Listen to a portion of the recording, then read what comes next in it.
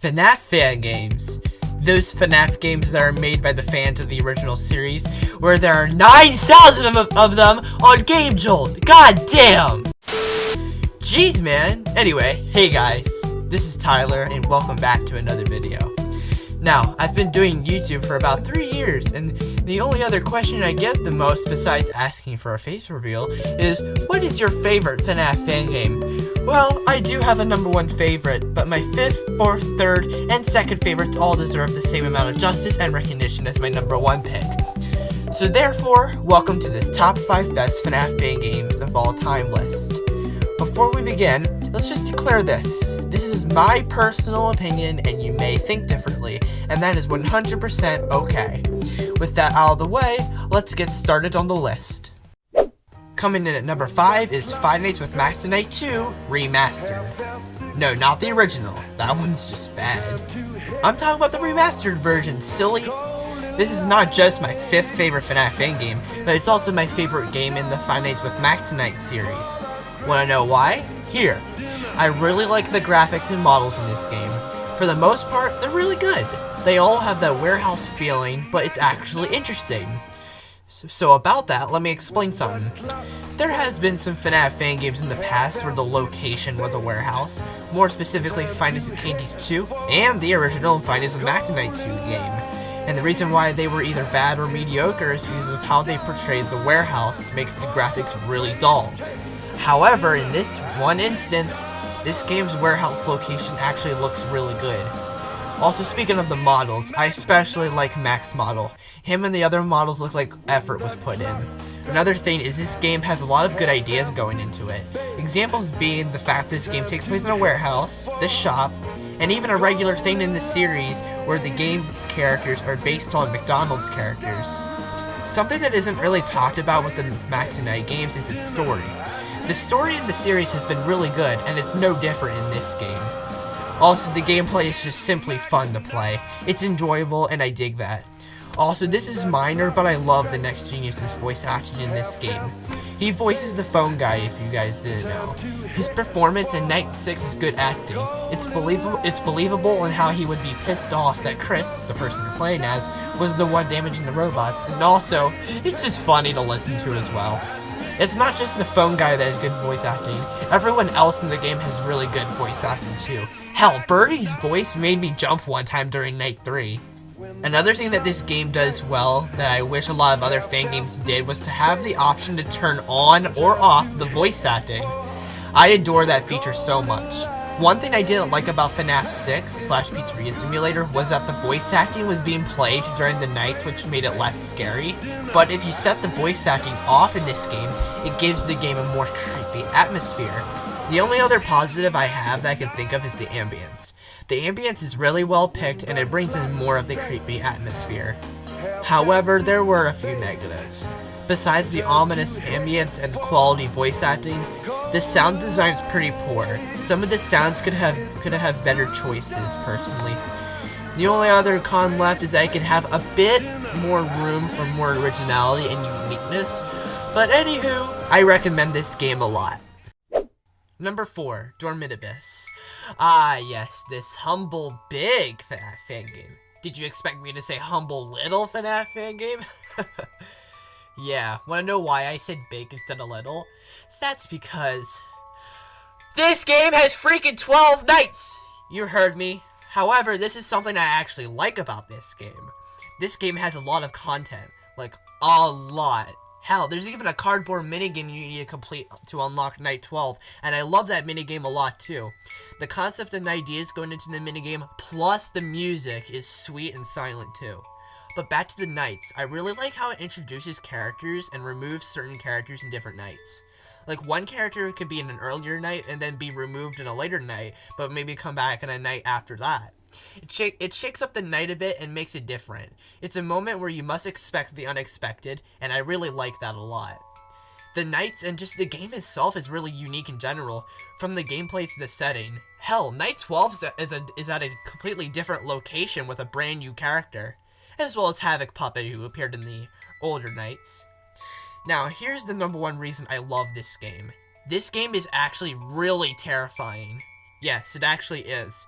From the character models to even the story. Yes, even the story. Want to know why this story is even terrifying? I'll just tell you this. Child rape is a part of the game's story. I wish I was joking, but play up to the cardboard theater and tapes and you'll get to this game's true colors. This may seem too edgy to people, but personally, I love it when fan games take it to this extreme that the original FNaF games don't. Like, what did we get in FNaF 6? I mean, Henry said hell. The whole story is about murder, but there's not really anything else. But yeah, back to the character models. How they look ranges from creepy to really unsettling. Another thing I really love about this game is how well it captures the purgatory/hell feeling really well. Hell, I'll say this. It's almost got the feeling down perfectly. It's even better than Ultimate Custom Night and A Shadow Over Phrase portrayals, and those two games are really good. The other thing I adore about this game is the old FNaF 1 charm it has. Like, I felt like I was playing one of Scott's games while playing. Well, besides the mature themes, of course, but the gameplay, though, feels like Scott made it. The other thing I really love about this game is the sound design. The ambience, music, and even sound effects chosen are really good choices. The only cons I have are the voice acting might need improvement, and the 8-bit Freddy Space Shooter minigame might being pointless, but besides that, if you can handle mature themes in a game story, I would recommend this game. Plus, this game isn't that bad when it comes to mature themes. A fan game we're about to talk about takes the mature themes up to a whole new level. You ready, old sports? Because number 3 is Day Shift at Freddy's 2, also known as Day Shift at Freddy's 2 Electric Boogaloo! Oh boy, you guys won't imagine how edgy this game gets. But guess what? This game gets it right. So the number one reason why I love this game is because of how funny it is. No joke, the comedy in this game is top tier. It surprisingly has a variety of humor. A variety of humor. That's the important part. You don't like the edgy humor? Well, you get memes too. This game has almost all. Dark humor, dirty humor, satire, and even memes. It's to the point where the main menu music is literally a music box version of All-Star.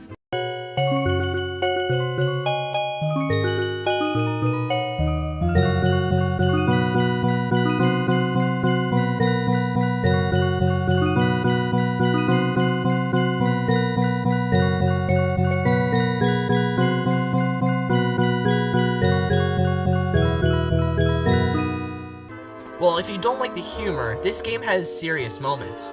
Because another thing this game has that is really good is its story, and the lore is actually really well told. Hell, it's even emotional. There are actually tear-jerking scenes, and I totally didn't cry at the true ending scene. This is goodbye, puppet. Oh my god. Oh my.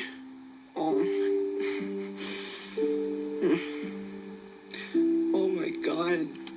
Puppet, don't smart. Goodbye, Vegas lover. Thank you for everything. Okay, I did.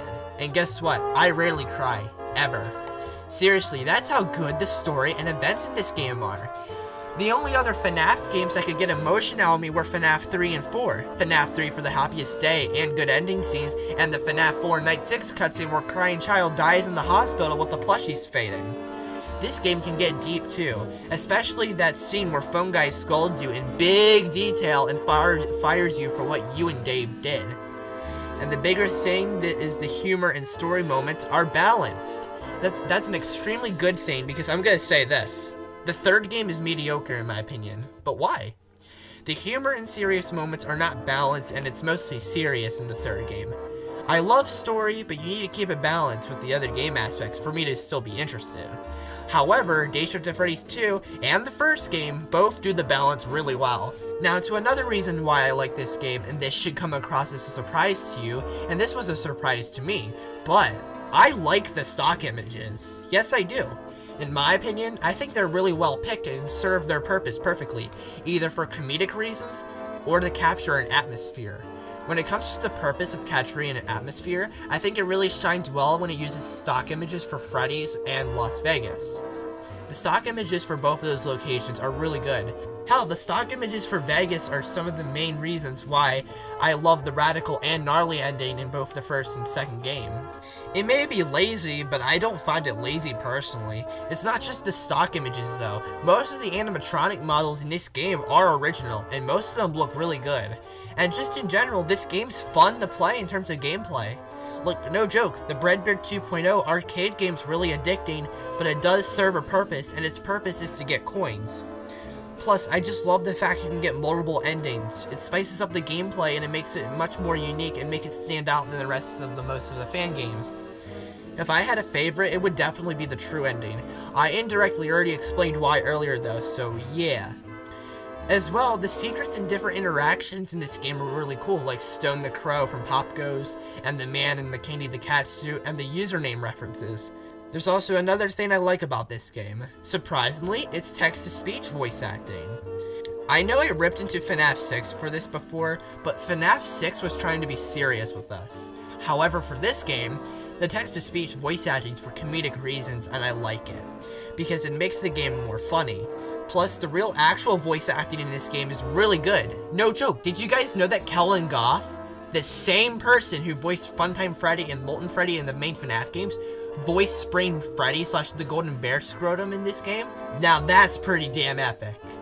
Now with all of those positives, there's only one major problem. That's the fighting portions.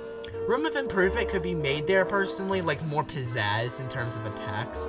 With that negative existing here, I still love this game a lot. If you want a FNaF fan game that's really funny but has emotion and heart behind its story, I highly recommend for you to check this game out. Now number 2, Five Nights at Candy's Original and Remastered. Wait, 2 games on the same entry? But wait, how's that legal? I'll tell you how it's legal. It's because I almost equally like these 2 games. I prefer the remastered a bit, but like if I were to do a full ranking of all the video games that have ever existed, these 2 would be side by side in a pair. Now, I already talked about the remastered version in the top 5 FNaF fan games of 2019 list, but I'm gonna say more in-depth thoughts again, but mix in the original in there too. First thing is, I love the graphics in both these games, mostly because it makes an ominous pizzeria atmosphere just like FNaF 1, which leads on to my next point. They both have the FNaF 1 charm down perfectly. No joke. Now, what do I mean by when something's got a FNaF 1 charm? Alright, if a FNaF fan game has a FNaF 1 charm, they either have an ominous atmosphere, they have simple but still fun gameplay, a mysterious story which means not a lot's known, and or the feeling this game was made by Scott. The story is mostly a mystery in this game, and I like that. And about the characters, they have really good designs, and the thing with them is that they're memorable and can stick by you in your mind. Like Candy himself, Blank, the Penguin, Old Candy, Rat, and basically all of them. Especially Shadow Candy. Now moving on to something exclusive to the remaster. I loved Shadow Candy's Night. It's so unique and original. Like, I love the mechanic where the origami cat stops time. It's just something I wish other FNaF fan games implemented. Mechanics involving time. A Shadow over Freddy's did something with this where if it hits 6 AM, you die, but this game uses the time mechanic inside the game. Another touch I like in both games is that the eye-glowing door mechanic adds a creepy touch as well as the footsteps in Old Candy / Rap's ambience. Plus, the fact Blank breaks a window to get into the office is really cool for a FNaF fan game, and the sound design's really good. Finally, this is minor, but I like the subtitles for Phone Guy in the remastered version. I wish more fan games did that if I have to be honest. Now with that all out of the way, I wish there were more mechanics than just closing doors like FNaF 1, but I'll praise both the OG and remastered version of this game for a long time. Now moving on to the honorable mentions.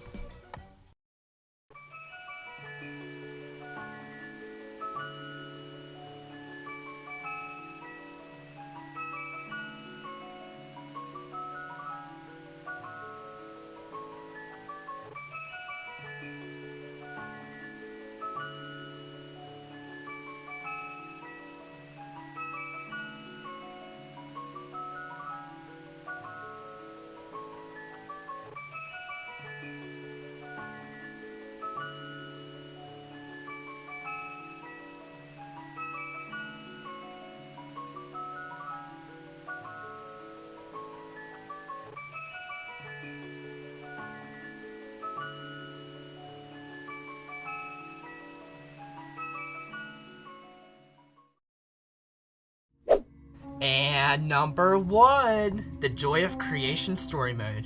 Was this a surprise? Shouldn't have been. This is basically almost everybody's favorite fan game, and I'm in that group of people. I adore this game so much, and nobody can change that. Why do I really love this game a lot? Well, a lot of reasons.